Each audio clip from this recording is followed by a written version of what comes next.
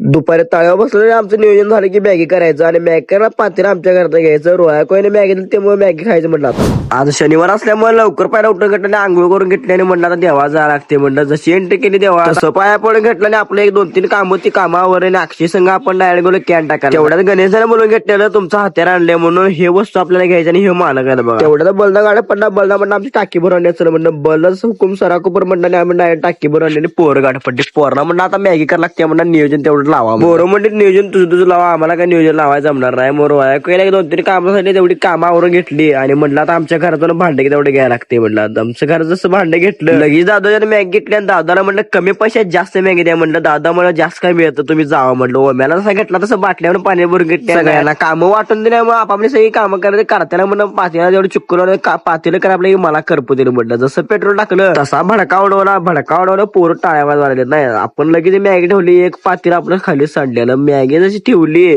पोरं जर गप्पा मारल्या आणि लगेच मग आपण मॅगी खायला चालू केलीच की पोरं म्हणजे आचार्य तेवढा चांगला आहे. आचार्य चांगला आहे कारण आचार्याचे पैसे तेवढं द्या. मॅगी खाल्ल्यावर पोट लईच भरलेलं. तेवढं आपल्या काल एक साऊंडची ट्रायल चालू झाली. गेलो डायरेक्ट साऊंड ट्रायल बघा.